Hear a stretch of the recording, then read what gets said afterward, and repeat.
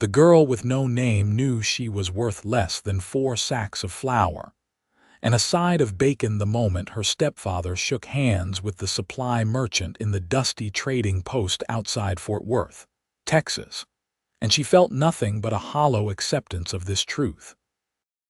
It was late June 1878, and the heat pressed down on everything like a physical weight. Rebecca had been called many things in her 18 years, most of them unkind, but the name her mother had given her before dying of fever 3 winters past had been stripped away by her stepfather, who preferred to call her girl or that useless mouth, depending on his level of drunkenness. She stood beside the wagon now, her calico dress faded to near transparency in places, her auburn hair pulled back in a braid that hung limp down her back. The trading post was nothing more than a weathered structure of sun-bleached wood, its porch sagging under the weight of too many harsh seasons. Her stepfather, Vernon, was a lean man with a face like old leather and eyes that held no warmth.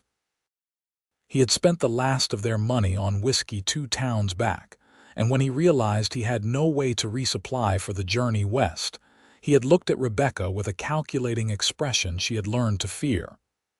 "You will fetch something," he had said matter-of-factly. "Pretty enough, young enough. Someone will want you for something." The supply merchant was a thick man with sweat staining his shirt in dark crescents. His name was Dutch, and he ran his eyes over Rebecca like she was livestock, which she supposed she was in this transaction. "She is healthy?" he asked. "Healthy enough," Vernon replied. "Good worker. Does not complain." Rebecca kept her eyes down, watching the dust motes dance in the slant of sunlight coming through the open door. She had learned long ago that making herself small and quiet was the best way to survive. Her stepfather had a heavy hand and a quick temper, and the bruises on her arms were testament to what happened when she forgot her place. "I can give you 4 sacks of flour, beans, salt pork, and some other necessities," Dutch said after a long moment of consideration. "That is more than fair for a girl with no papers and no people." Vernon spat into the dirt. "Throw in ammunition for my rifle and we have a deal." Dutch nodded slowly. "Done." And just like that, Rebecca ceased to belong to her stepfather. She felt a strange sort of relief, actually, because at least Dutch had never hit her before, and perhaps he might be less cruel than Vernon. The bar was low. Dutch led her to a back room of the trading post that smelled of dried goods and old wood. "You will work here," he said. "Sweeping, cooking, whatever needs doing. You try to run and I will find you and make you wish I had not. Understood?" "Yes, sir," Rebecca said quietly, her voice rough from disuse.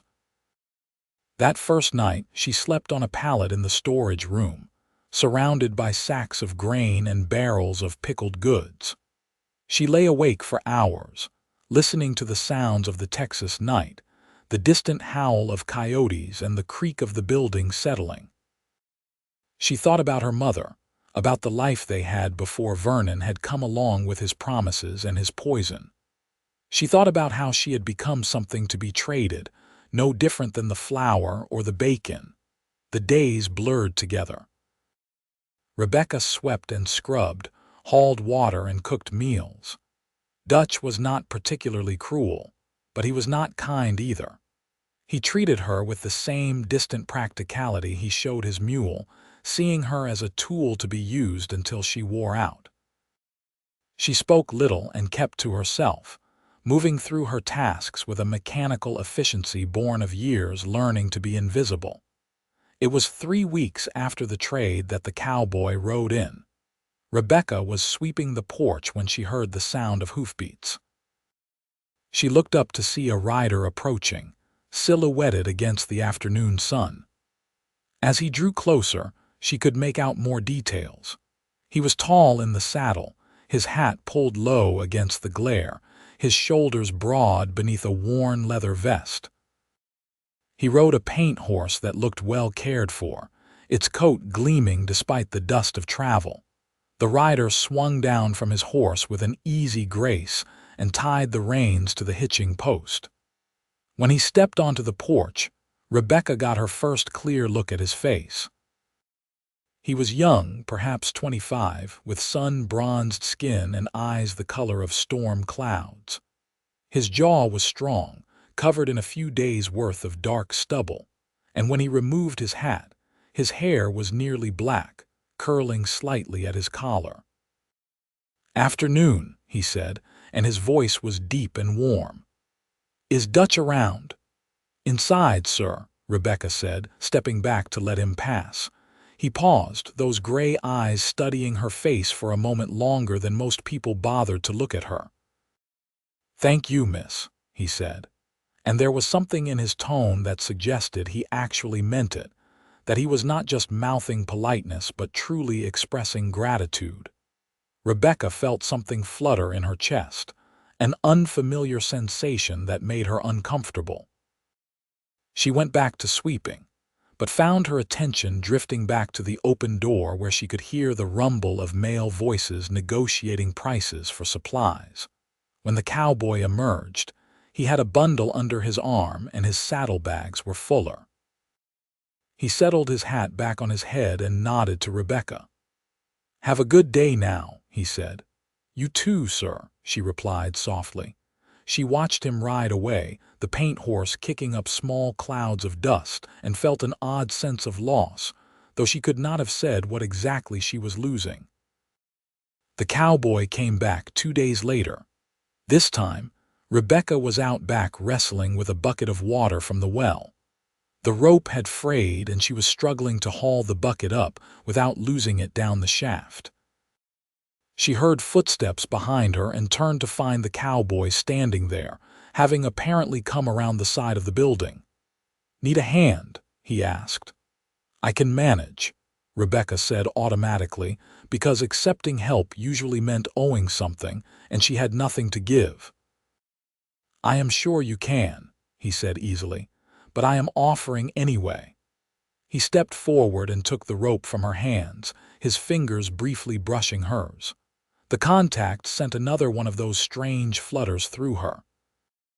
He hauled the bucket up with steady pulls, the muscles in his forearms flexing beneath tanned skin. When the bucket cleared the edge of the well, he set it down carefully. "There you go," he said. "Thank you," Rebecca said, meaning it.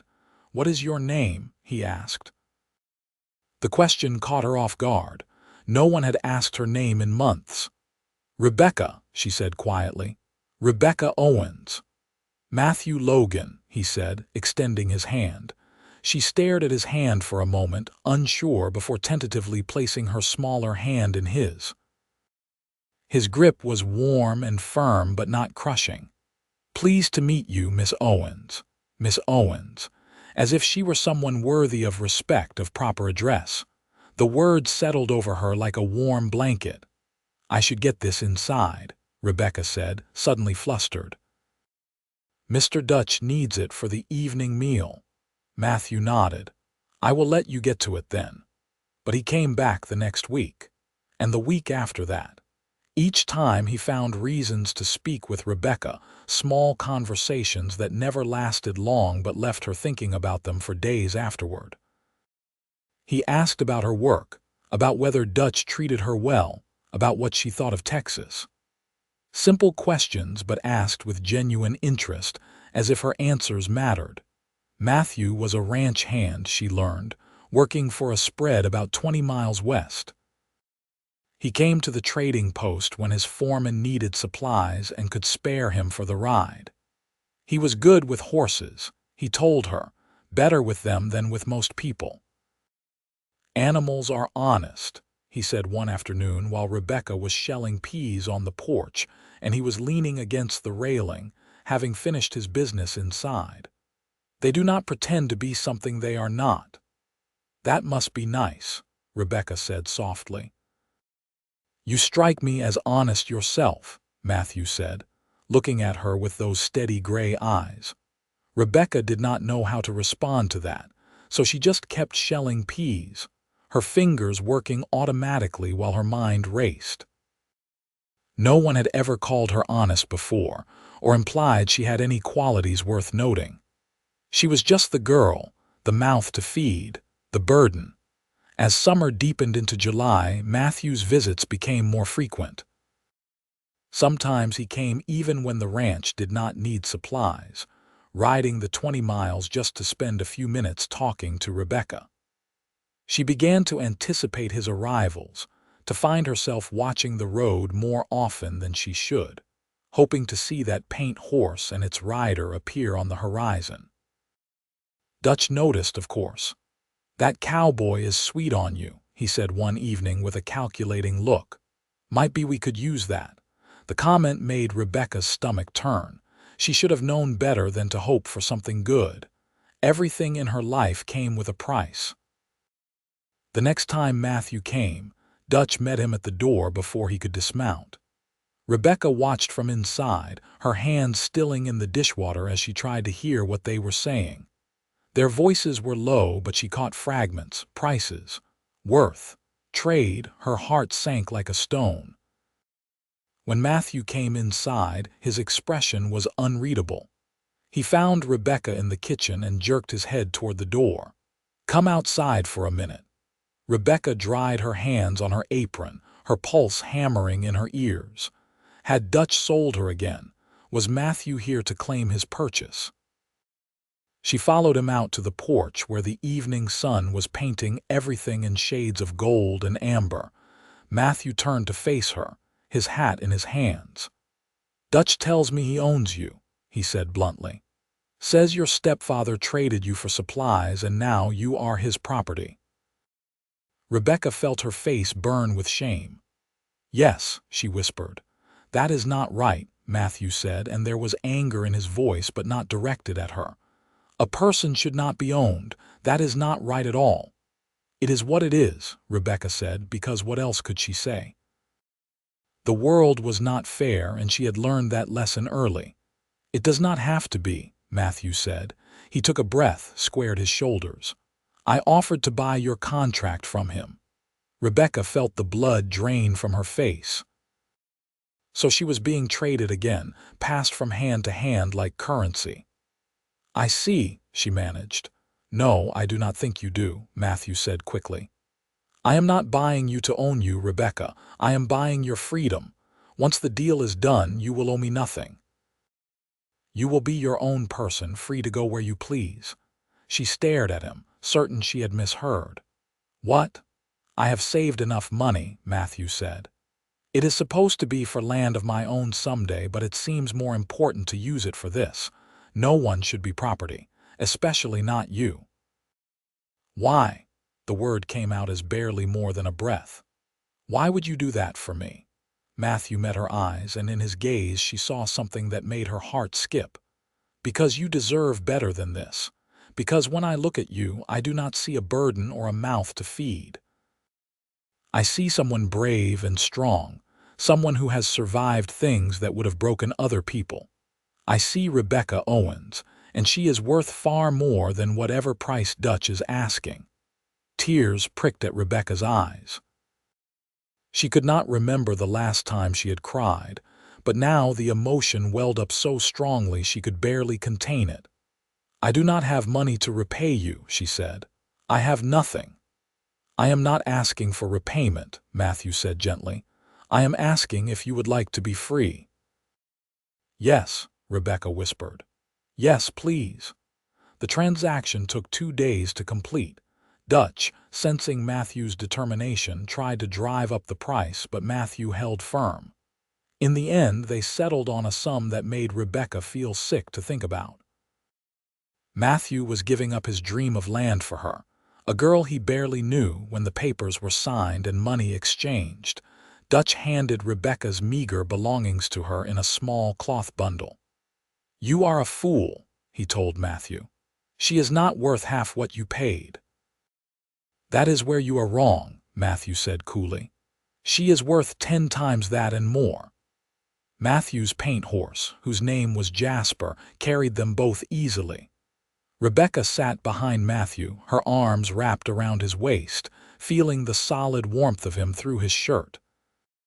She had never been this close to a man who was not hurting her or using her, and it was strange and terrifying and wonderful all at once.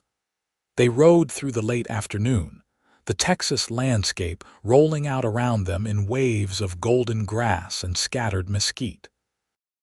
Matthew pointed out landmarks as they went, talking to fill the silence, giving Rebecca time to adjust to her new reality.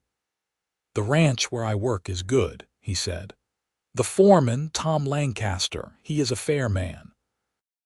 His wife, Catherine, runs the house, and she is always needing help with one thing or another. I talked to them before I made the offer to Dutch. They said you could work there if you wanted, earn your own money. Catherine will give you a room in the house, proper wages. But only if you want," he added quickly. "You are under no obligation. You are free now, Rebecca. That means you get to choose." "I would like to work," Rebecca said. "I would like to earn my own way." "Then that is what you will do," Matthew said. They reached the ranch as twilight was settling over the land. It was a substantial spread, with a big house painted white, several barns and outbuildings and corrals full of horses. Catherine Lancaster met them at the door, a woman in her 40s with kind eyes and capable hands. She took one look at Rebecca's thin frame and worn dress and immediately ushered her inside. "You poor dear," Catherine said, not with pity but with genuine sympathy. "Come, let us get you fed and settled. Matthew, you can bring her things to the room at the end of the hall." That night, Rebecca slept in a real bed for the first time in months. The room was small but clean, with a window that overlooked the corrals and a quilt on the bed that Catherine had made herself. Rebecca lay in the darkness, hardly daring to believe her circumstances had changed so drastically. She was free. The word felt strange in her mind, too big and too bright to fully comprehend. The next morning, Catherine put Rebecca to work in the kitchen. There were meals to prepare for the ranch hands, bread to bake, vegetables to tend in the garden. The work was hard, but it was honest work, and at the end of each week Catherine pressed coins into Rebecca's hand. "Your wages," she said. "You earned them." Rebecca stared at the money, her throat tight. "Thank you," she managed. "No thanks needed," Catherine said warmly. "You are a good worker, Rebecca. We are lucky to have you." Matthew was around often, though he was busy with the horses and the cattle. Sometimes Rebecca would see him working in the corrals, breaking a young horse to saddle or mending tack. He moved with a quiet confidence she admired, never harsh with the animals, always patient. In the evenings, after the supper dishes were done, Matthew would sometimes find Rebecca on the porch, and they would talk as the stars came out. He told her about growing up in Missouri, about coming to Texas after his parents died of cholera, about learning the ranching trade from men who were willing to teach a hungry kid. She told him carefully edited pieces of her own story, leaving out the worst parts because they were too raw to speak aloud. "You do not have to tell me anything you do not want to," Matthew said one night. "But I want you to know, nothing you could say would make me think less of you. You are not defined by what happened to you. You are defined by how you survived it." As summer turned toward autumn, Rebecca began to feel something she had not felt in years: hope. She was earning her own money, saving it in a small tin box Catherine had given her. She had her own room, her own space. She had Catherine's friendship and the respect of the other ranch hands who saw how hard she worked and treated her with casual friendliness. And she had Matthew. He was always there, a steady presence in her new life. He brought her wildflowers he found on the range. He taught her to ride, putting her up on a gentle mare named Rosie and walking beside her until she got the feel of it. He made her laugh with stories about the ranch, about Jasper's quirks, about the time he accidentally roped a wild hog instead of a calf and ended up in a mud wallow for his troubles. Rebecca found herself thinking about him constantly. The way his eyes crinkled when he smiled. The way his hands were so gentle with the horses and with her. The way he looked at her like she was something precious, something valuable in her own right. One evening in late September, Matthew asked her to walk with him. They strolled away from the main house, out toward the creek that ran through the property. The air was finally cooling from the relentless summer heat, and the sky was streaked with pink and orange. "Rebecca," Matthew said as they stood by the water, "I need to tell you something." She turned to look at him, her heart suddenly racing. "What is it?" He took off his hat, turned it in his hands. "When I first saw you at that trading post, I knew there was something special about you. I could see it in your eyes, even though you were trying so hard to be invisible. Every time I came back, I told myself it was for supplies, but really it was just to see you, to talk to you. And then, when Dutch told me what your situation was, I got so angry I nearly hit him. No one deserves to be treated like property. Especially not you." "Matthew," Rebecca breathed. "I bought your freedom because it was the right thing to do," he continued. "But I would be lying if I said that was the only reason. I did it because I care about you. Because somewhere along the way I fell in love with you, Rebecca Owens. And I know that might be too much, too soon, after everything you have been through. I do not expect anything from you, but I needed you to know." Rebecca felt tears spill down her cheeks. "You love me." "Yes," Matthew said simply. "I love you." She had never said those words to anyone, had never heard them directed at her with such sincerity.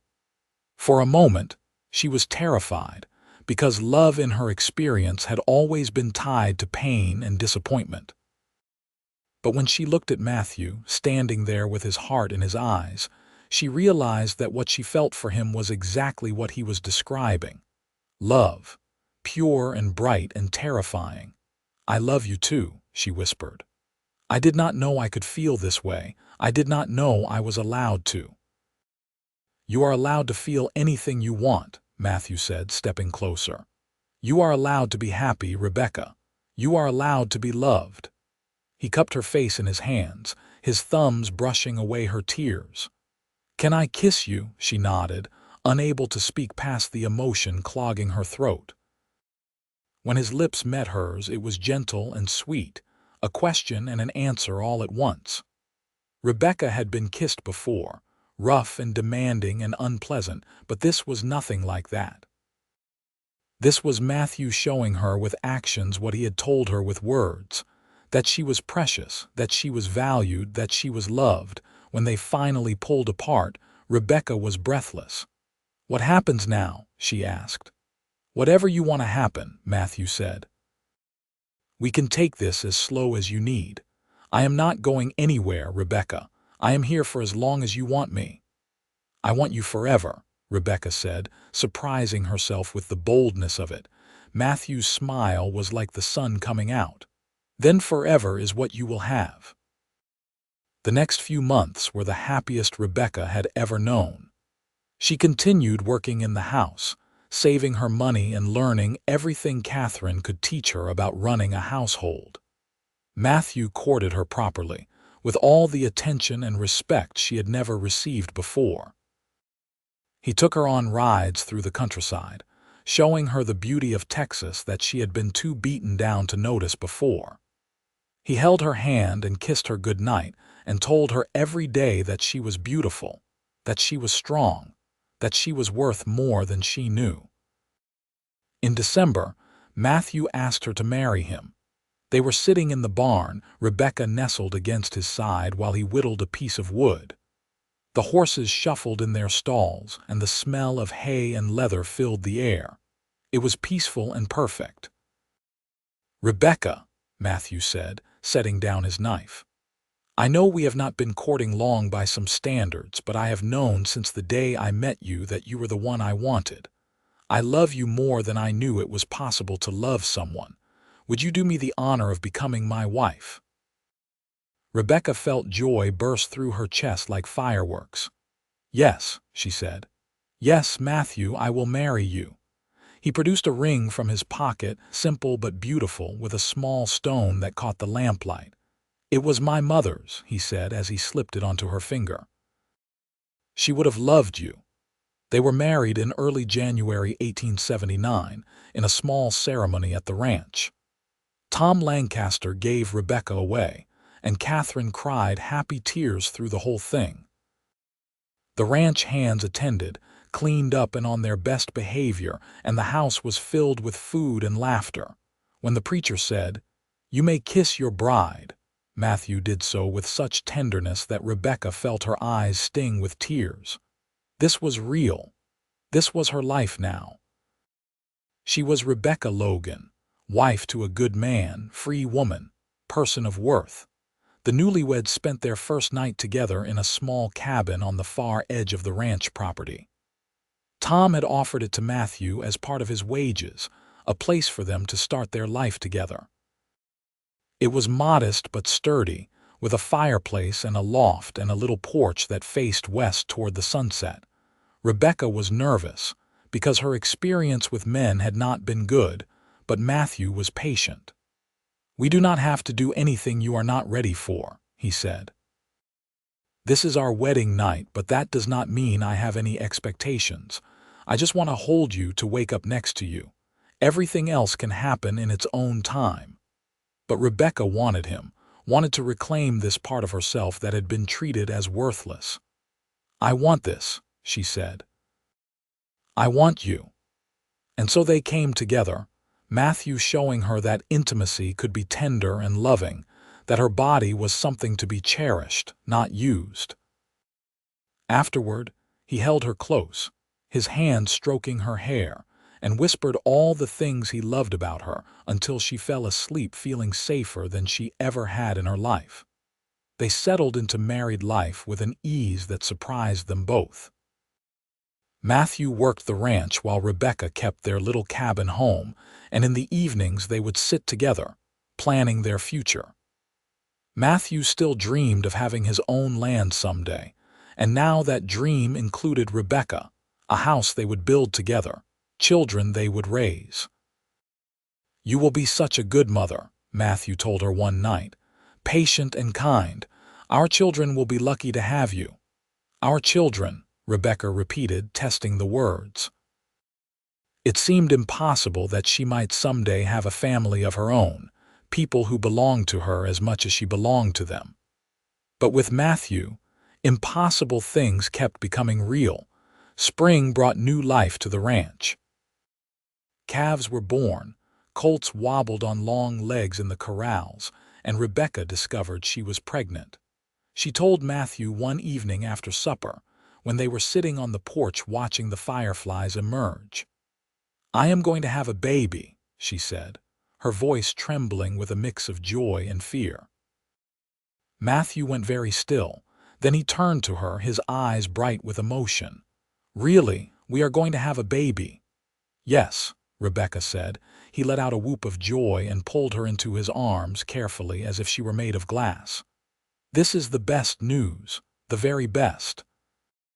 Rebecca, you are giving me everything I ever wanted." The pregnancy was not easy. Rebecca was sick most mornings, and the Texas heat of summer made her swell and ache. But Matthew was attentive, bringing her water and fanning her on the worst days, rubbing her feet when they cramped. Catherine helped too, sharing wisdom from her own years of motherhood, assuring Rebecca that what she was feeling was normal. "You are strong," Catherine told her. "You have survived so much worse than childbirth, and you will have Matthew and me right there with you." The baby came in late October, after a labor that lasted most of a day and into the night. Rebecca thought she might die from the pain, but Matthew never left her side, letting her squeeze his hand until she thought she might break his fingers, murmuring encouragement and love. When it was finally over and the baby's cry filled the room, Rebecca collapsed back against the pillows, exhausted beyond measure. Catherine cleaned the baby and wrapped it in a blanket before placing the tiny bundle in Rebecca's arms. "You have a son," Catherine said, smiling. "A son." Rebecca looked down at the small face, red and wrinkled and perfect. The baby had dark hair like Matthew and her own gray-green eyes. He was beautiful. He was theirs. "What should we name him?" Matthew asked, his voice thick with emotion as he sat on the edge of the bed, one arm around Rebecca, the other hand gently touching their son's head. Rebecca thought about names, about identity, about the power of being called something with love. "Marcus," she said finally. "Marcus Thomas Logan." "Marcus," Matthew repeated. "It is perfect. He is perfect.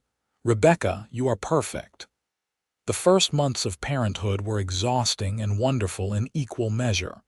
Marcus was a good baby, generally content, and Rebecca found that motherhood came more naturally to her than she had feared. She loved the weight of him in her arms, the way he looked at her with complete trust, the little sounds he made. This was her son, her family, and no one could take him from her. As Marcus grew, Rebecca marveled at the life she had built. 2 years ago, she had been traded for supplies, treated as less than human. Now she was a wife, a mother, a woman with a home and a future. She had worth, not because someone had given it to her, but because she had always possessed it, and Matthew had simply been the first person kind enough to help her see it. When Marcus was 6 months old, Tom Lancaster called Matthew into his office. Rebecca waited anxiously at the cabin, wondering what it could be about. When Matthew returned, he was grinning. "Tom is getting too old for ranching," he said. "He wants to retire, move to town with Catherine. He is selling the ranch to his nephew, but his nephew is keeping on all the current hands. And Tom says he wants to give us a parcel of land as a wedding gift. 50 acres on the north edge of the property with water rights to the creek. Rebecca, we can build our own place. We can have our dream." Rebecca felt tears spring to her eyes. "Truly, truly," Matthew said, picking her up and spinning her around while she laughed. "We are going to have our own land, our own home, everything we talked about." They broke ground on the house that spring. It would not be large, but it would be solid and comfortable, with a big kitchen for Rebecca and a barn for Matthew's horses. The whole ranch pitched in to help with the building, and by summer the frame was up and the roof was on. Rebecca stood in what would be their bedroom, looking out the window at the land that stretched to the horizon, and felt overwhelming gratitude. She thought about the girl she had been at that trading post, hollow and hopeless. That girl would never have believed she could end up here in this place with this life. "What are you thinking about?" Matthew asked, coming up behind her and wrapping his arms around her waist. "How far I have come," Rebecca said. "How you saved me." "No," Matthew said gently, turning her to face him.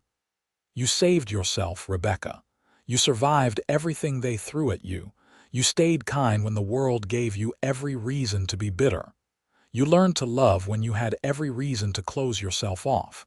I just gave you a chance. You did the rest. We did it together," Rebecca said, kissing him. "We saved each other." They moved into the new house in September of 1880. It smelled of fresh wood and new beginnings. Rebecca arranged their modest furniture, hung curtains she had sewn herself, planted a garden. Matthew built corrals and started acquiring his own small herd of cattle. Marcus took his first steps in the front room, and Rebecca cried with joy at the milestone. Life was not always easy. There were hard winters and dry summers, sick animals and lean times. But they faced it all together, and somehow that made even the difficult parts bearable. They were building something, brick by brick and day by day, and it was theirs in a way nothing had ever been before. When Marcus was 3, Rebecca became pregnant again. This time, the pregnancy was easier, perhaps because she knew what to expect. The baby, a girl they named Rose Catherine after the wildflowers Matthew had once brought her, and the woman who had been so kind, arrived in early spring. She had Rebecca's auburn hair and Matthew's gray eyes and a temperament that was somehow both fierce and sweet. "Two children," Matthew said, holding Rose while Marcus tried to climb into his lap to see his new sister. "We are blessed, Rebecca. So incredibly blessed." The children grew like weeds in good soil. Marcus was serious and thoughtful, always watching, always learning. He loved the horses as much as his father did and was constantly underfoot in the barn. Rose was bold and adventurous, fearless in a way that both delighted and terrified Rebecca. She was climbing trees before she was 5 and could ride almost as well as her brother despite being younger. Rebecca sometimes thought about her own childhood, about the loneliness and fear that had colored those years. She was determined that her children would know nothing but love and security. She taught them letters and numbers, told them stories, held them when they were hurt or scared. Matthew taught them about the land, about animals, about the importance of hard work and integrity. "You are such a good father," Rebecca told him one night after the children were asleep. "They are lucky to have you. They are lucky to have you," Matthew said. "You give them everything you never had. That takes strength, Rebecca, more strength than most people have." As the years passed, their small ranch prospered. They added to their herd, improved their land, built a bigger barn. Matthew's reputation as a horse trainer grew, and people came from surrounding counties to buy from him. Rebecca took in sewing and sold her preserves in town, adding to their income. They were not wealthy, but they were comfortable, and more importantly, they were happy. The children grew older. Marcus became a teenager, tall and strong like his father, with his mother's careful observation of the world. Rose bloomed into a beautiful girl, still fierce, still bold, with a laugh that could light up a room. Rebecca taught Rose everything she knew about running a household, while Matthew taught Marcus everything about running a ranch. Sometimes, late at night, when Matthew was asleep beside her and the house was quiet, Rebecca would lie awake and marvel at her life. She was in her mid-30s now, no longer the frightened girl who had been traded away. She was Rebecca Logan, wife to a man who loved her more after 16 years of marriage than he had at the beginning, mother to 2 wonderful children, owner of land and livestock, and a future that was hers to shape. She thought sometimes about Vernon, her stepfather, wondered if he was alive or dead, and found she did not care either way. He had no power over her anymore. She thought about Dutch and that trading post and hoped that no other girl had been traded the way she had been. She thought about all the women who were not as lucky as she had been, who never found their Matthew, who died still believing they were worthless. And she made sure to teach Rose that she was worth everything, that no one had the right to treat her as property, that she should never settle for less than true love and respect.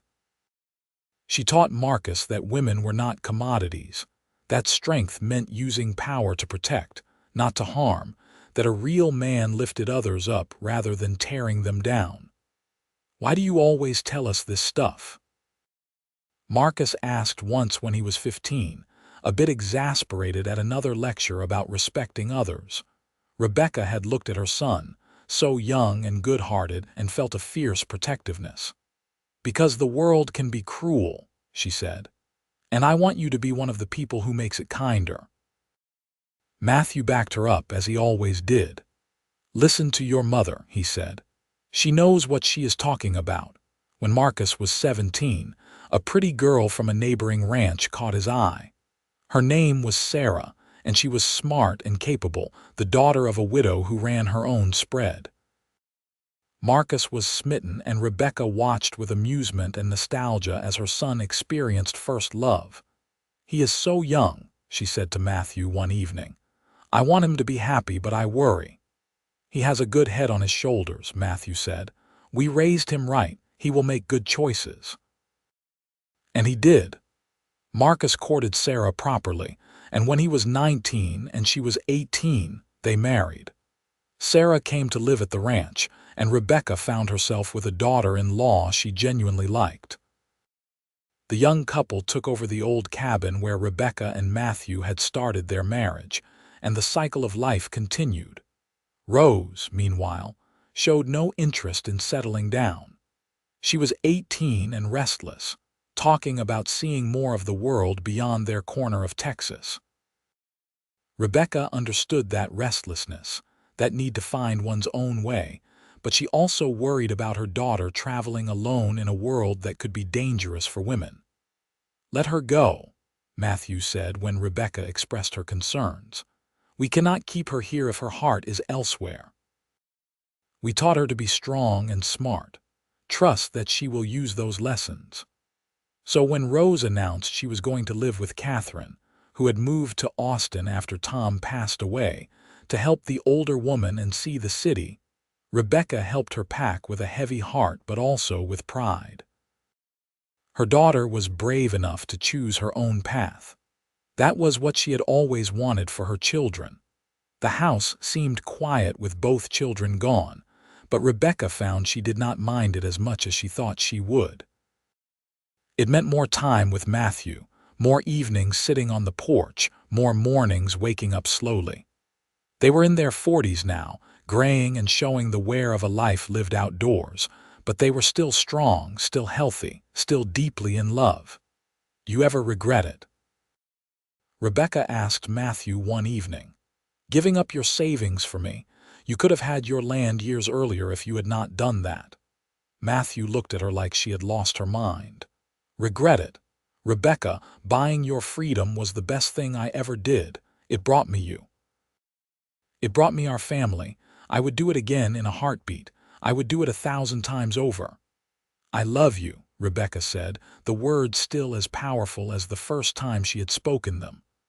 "I love you too," Matthew said. "Always have, always will." Word came from Austin that Rose had met someone. A young lawyer who was apparently brilliant and kind, and completely besotted with her. When Rose brought him home to meet her parents, Rebecca took one look at the way the young man looked at her daughter and knew that Rose had found her Matthew, someone who would cherish her the way she deserved. They were married in the summer of 1898, 20 years after Rebecca had been traded at that dusty post. Standing at Rose's wedding, watching her daughter glow with happiness, Rebecca felt the last piece of her past finally settle into peace. She had broken the cycle. Her daughter would never know what it was like to be treated as property. Rose would go into marriage as an equal, a partner, a woman of worth and substance. Marcus and Sarah had given Rebecca and Matthew 3 grandchildren by then, 2 boys and a girl, and they were loud and energetic and filled the ranch with laughter. Rebecca loved being a grandmother, loved spoiling the children and then sending them home, loved watching Marcus be the father she had always known he would be. The new century came, 1900 arriving with optimism and change. The Wild West was fading, becoming more civilized, though Texas still held onto its rough edges. Rebecca was in her early 40s, Matthew a few years older, and they were settling into the comfortable rhythm of middle age. One evening, sitting on the porch as they had done countless times over the years, Matthew took Rebecca's hand. "I have been thinking," he said, "about everything we have been through, everything we have built." "And," Rebecca prompted. "And I just want you to know that you are the best thing that ever happened to me," Matthew said. "I know I tell you that all the time, but I mean it more every year. You made my life mean something, Rebecca. You gave me purpose and love and a family. Everything good in my life comes from you." Rebecca felt her eyes sting with tears. "You gave me myself," she said. "I was nobody, nothing, and you helped me become Rebecca Logan. You gave me worth when I thought I had none. You gave me a name I could be proud of, a life I could be proud of. I was traded for supplies, Matthew, and you turned that into a love story. How many people can say that? We turned it into a love story, Matthew corrected. Together. They sat in comfortable silence, watching the sun set over the land they had built their life on. The sky was painted in shades of orange and pink and gold, and somewhere in the distance, a coyote called. Rebecca thought about the girl she had been, about the woman she had become, about all the years in between filled with struggle and joy and love. She thought about how she had been traded like an object, valued at less than flour and bacon. She thought about how Matthew had seen her worth when no one else had, how he had given up his dreams to set her free, how he had loved her when she had forgotten how to be loved. But mostly, she thought about the future that still stretched ahead of them. There would be more grandchildren, more sunsets, more quiet evenings on the porch. There would be challenges and hardships because that was life, but they would face them together, the way they always had. "What are you thinking about?" Matthew asked, the question he had asked her hundreds of times over the years. "About how lucky I am," Rebecca said. "About how I have everything I never knew I was allowed to want." "You are allowed to want everything," Matthew said, kissing her temple. "And I will spend the rest of my life making sure you get it." The years continued to roll by, each one adding to the story of their life together. Marcus took over more of the day-to-day running of the ranch as Matthew's joints started to ache more in the mornings. Rose and her husband visited from Austin regularly, eventually bringing their own children, adding to the noisy chaos of family gatherings. Rebecca's hair turned silver, and lines deepened around her eyes, but Matthew still looked at her like she was the most beautiful woman in the world. They celebrated their 25th wedding anniversary with a party that brought together friends and family from across the county. Standing in their house, surrounded by people they loved, Rebecca felt a contentment so profound it was almost painful. "Thank you," she whispered to Matthew during a quiet moment, "for everything." "Thank you for saying yes," Matthew replied, "for taking a chance on a cowboy with more heart than sense." "You had plenty of sense," Rebecca said. "You knew I was worth saving." "You were always worth saving," Matthew said. "I just helped you see it." They grew old together, their love deepening with each passing year.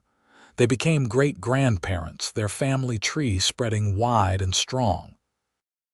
The ranch passed to Marcus, who ran it with the same integrity his father had shown. Rose became a prominent figure in Austin society, using her position to advocate for women's rights and education. Rebecca watched her children and grandchildren thrive and knew that everything she had survived had been worth it for this. She had broken the cycle of abuse and neglect. She had created a family built on love and respect. She had turned tragedy into triumph. When Rebecca was 65, Catherine passed away peacefully in her sleep in Austin. Rose wrote to tell her mother, and Rebecca cried for the woman who had been so kind to her when she needed it most. At the funeral, Rebecca told Rose stories about her early days at the ranch, about how Catherine had given her not just work but dignity. "She was one of the good ones," Rebecca said. "She saw people, really saw them, and treated them accordingly." "Like you, Mama," Rose said, squeezing her mother's hand. "You are one of the good ones, too." Matthew's health started to fail when he was in his early 70s. Nothing dramatic, just the slow decline of a body that had worked hard for decades. He could no longer ride like he used to, could no longer do the heavy ranch work. But his mind was sharp, and his love for Rebecca never dimmed. They spent more time on the porch, wrapped in blankets during the cool months, reminiscing about their life together. Matthew told the same stories over and over, and Rebecca never tired of hearing them. She held his hand, the same hand that had pulled up a bucket of water for her all those years ago, the same hand that had held hers through childbirth and hardship and joy. "I would do it all again," Matthew said one evening, his voice weaker than it used to be but still filled with conviction. "Every single moment. You were worth everything, Rebecca. You still are." "So are you," Rebecca said, tears streaming down her face. "You are my heart, Matthew Logan. You always have been." Matthew passed away peacefully in his sleep on a cool October morning in 1923, 45 years after he had first seen Rebecca at that trading post. Rebecca held his hand as he took his last breath, and part of her heart went with him. The funeral was attended by what seemed like half the county. Matthew had been respected and loved, a man who treated everyone fairly, who kept his word, who lived with integrity. Rebecca stood by his grave, surrounded by her children and grandchildren and great-grandchildren, and tried to find comfort in the knowledge that he had lived a full life, that he had died knowing he was loved. But the world seemed dimmer without him in it. Rebecca lived for another 8 years, watching her family continue to grow and thrive. She became the matriarch everyone turned to for advice and wisdom. She taught her granddaughters and great-granddaughters about strength and worth. She told them the story of how she had been traded for supplies, how a cowboy had given her freedom, how love had saved her life. "Never let anyone tell you that you are not worthy," she would say. "You are worth everything just by being who you are. Do not wait for someone else to give you value. You already have it." On her last evening, surrounded by family in the house she and Matthew had built, Rebecca felt at peace. She had lived a long life, a good life, a life filled with love. She had survived things that should have broken her and had come out stronger on the other side. She had been traded for supplies and had become a woman of substance, a matriarch, a legacy. As she closed her eyes for the final time, she thought she could hear Matthew's voice, warm and welcoming. "Come on, Rebecca," he seemed to say. "Let us ride off into one more sunset together." And Rebecca Logan, who had once been a girl with no name and no worth, who had been traded like property and had risen above it all, smiled. She had lived a life of love and purpose. She had been cherished and valued. She had made a difference in the world. She had been worth saving, and she had spent her life proving it.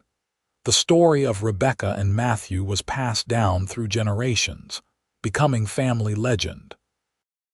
Their descendants told the tale of the girl who was traded away and the cowboy who saw her worth, of love that transcended circumstances, of two people who built something beautiful out of hardship.